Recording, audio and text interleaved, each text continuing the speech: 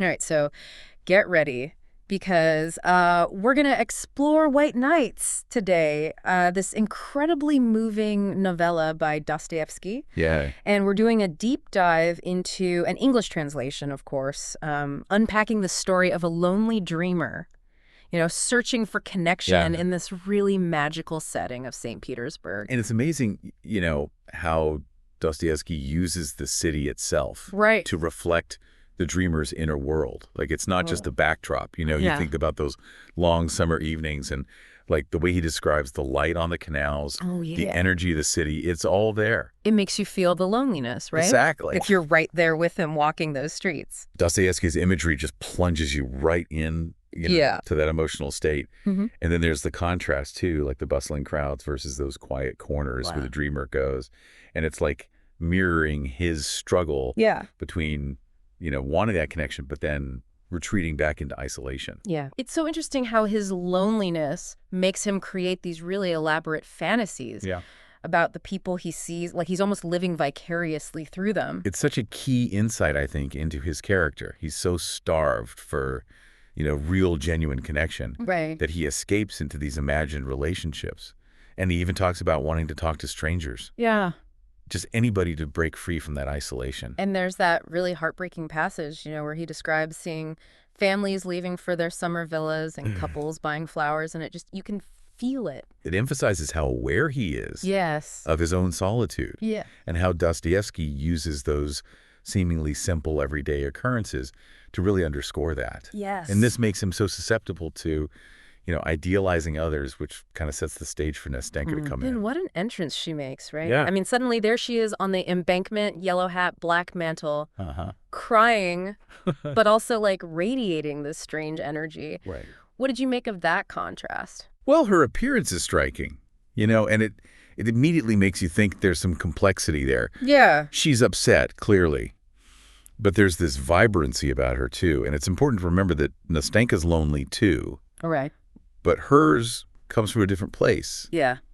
She's trapped by her grandmother, who's overprotective. So they both crave connection, but in different ways. He retreats inwards and she wants freedom. Yeah. Wants a life of her own. Yeah. And it's that shared loneliness that brings them together. They become these confidants, revealing their secrets under the white nights. Yeah. Those luminous summer evenings that are so unique to St. Petersburg. Yeah, their conversations reveal a lot about their personalities, especially when he's describing, the world that he escapes to in his fantasies. It's like he's living, 1,000 lives in his head. Well, that passage where he talks about being a poet, a hero, it speaks to his need to compensate for what he's missing Right. in the real world through these elaborate daydreams. But it also, connects to a larger theme, the power of dreams, and the tension between our inner world and what's actually happening. Have you ever gotten so lost in your own thoughts that the lines between fantasy and reality blur? Oh, yeah. I mean, we all do it right to some extent. Definitely. And that's what Dostoevsky captures so well. Yes. He's exploring that, that fundamental human experience, how we navigate, that pull between how rich our imagination is and the demands of our daily life. Yeah. And that's central to White Nights. And as Nastenka opens up, we learn about her story, her life with her grandmother, the lodger, who promised to return and marry her. Right. It's so different from his fantastical world. It's a striking contrast. Her hopes are more grounded. Yeah. They're tied to this specific person and, a desire for a conventional life. Right. And it highlights how our past experiences shape how we see love and happiness. Yes. And it forces the dreamer to kind of confront the limits of his own escapism. And I notice how the dynamic between them shifts as she shares more of herself. Yes. At first, he's almost condescending, explaining things to her, offering comfort. But then her vulnerability changes things. It's subtle. Yes. But it's powerful. Yeah. Her story challenges his sense of superiority. Yeah.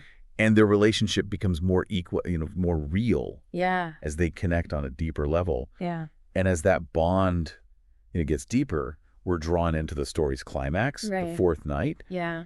And the tension is so thick. Yeah. As Nastenka waits for the lodger. Oh, yeah. You feel her desperation. Just clinging to that possibility that he'll come back. And when he doesn't, yeah, the cruelty of that silence is just devastating. It shatters her hopes, and she has to face reality. It's a huge turning point for both of them, I think. For her, it's that realization that her dreams might not come true. Right. And for him, it's an opportunity to step out of the shadows of his fantasies. Exactly. And he does something totally unexpected. Yeah. In that moment of vulnerability, swept away by his emotions, he confesses his love for her. That confession comes out of nowhere. Yeah. It wasn't part of the plan, and it changes everything. It's this raw, impulsive act. Yeah. You know, driven by genuine affection, I think, but also this desire to comfort her. Right. But it also makes you question, you know, the nature of his feelings. Yeah. Is this really love, or is it his own loneliness and the need to be needed? And her reaction is so interesting. Oh, it's fascinating. It's gratitude, but also guilt and confusion. Right. Is she really drawn to him, or is it just, you know, her feelings for the lodger that she's transferring over? It's complex, and Dostoevsky leaves it open to interpretation. Yes. He doesn't give you easy answers, and that's what makes the story so good. That brings us to that ambiguous ending. Yeah. We see them together, seemingly happy, but there's this unease, you know, this question mark hanging over their future. The ending is brilliant. Because of that ambiguity. Are they really meant to be? Sure. Or is this just the start of something new? Yeah. That might be painful. You know, Dostoevsky leaves us wondering. You know, one thing that struck me when I was rereading it for this deep dive was his descriptions of those nooks in St. Petersburg. Oh, yeah? He talks about them as these hidden spaces where the city's dreamers go. Their rooms are always painted green, reeking of tobacco smoke. Right. It's almost funny, but also really poignant. It says so much about Dostoevsky's own experiences. Right. Remember, he spent years in poverty. Yeah. You know, in these cramped, isolated places. Yeah. Like the ones he's describing. So he's drawing on his own life. Absolutely. His own understanding of what it's like to be an outsider. Yeah. An artist trying to find his place in the world. Right. It makes you wonder, was he also commenting on the social isolation in 19th century Russia? Absolutely. Right. White Nights is set during a time of huge social and political upheaval. Right. Russia was industrializing so fast. Yeah. Cities were growing. Traditional life was being challenged. Yeah. And it created this feeling of uncertainty and anxiety, which Dostoevsky captures perfectly through the dreamer retreating into fantasy. It's like he's finding refuge from a world that's becoming too chaotic and unpredictable. Yeah. His fantasies are a way to cope. And Dostoevsky doesn't judge him for that. No. He shows him with empathy and understanding.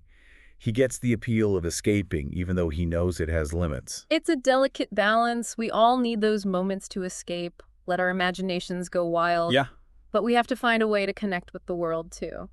Which brings us back to the core question of the novella. Yes. How do we balance our dreams with reality? Yeah. Can we find fulfillment in both? Yeah, it's a question we're still asking today, right? And Dostoevsky doesn't give us any easy answers. He wants us to think about it really hard, you know, look at our own relationship with dreams and reality. And it's important to remember, I think, that while we see the dreamer as the main character, you know, Nastenka's story adds another whole layer to these themes. Oh, for sure. There's so much to her character. I keep thinking about that image of her being pinned to her grandmother's dress. Yeah. It's so powerful. It's a striking visual, and it really shows, you know, the constraints on women in 19th century Russia. Right. She's literally and figuratively tied to her grandmother, unable to go after what she wants. Yeah. Her freedom is limited. Her choices are made for her. Yeah, by society's expectations. Right, and that makes her encounter with the lodger even more important. Right. It's like this glimpse of possibilities, a chance to break free. And then when he betrays her, it's even more devastating. It is. She's left feeling even more trapped. Yeah. All her hope is gone. And this is where Dostoevsky is so brilliant. Yeah. He doesn't give us a simple happy ending, you know? He leaves us with this unease, this feeling that even when things seem happy, there's this undercurrent of longing and uncertainty. It reminds us that freedom, you know, both personal and for society, is a constant struggle. We have to keep fighting for it. And even when we get it, it can be so fragile. So even though there's a lot of melancholy in White Nights, there's hope. Too, right? In their connection. They find comfort in each other. They're vulnerable with each other. There's a sense of belonging. Their bond, you know, as imperfect as it is, shows the power of human connection. Right. It says even with loneliness and disappointment, you know, finding someone who truly gets you can give you strength and help you be resilient. And that brings us back to you, our listener. Yeah. What are you taking away from White Nights? Right. What stands out the most for you? Well, I think Dostoevsky's work, especially this novella, you know, reminds us to appreciate those connections we make. Yes. To embrace the beauty of our dreams, but also remember to stay grounded in reality. Yeah. And maybe, most importantly, to never stop searching for meaning and beauty.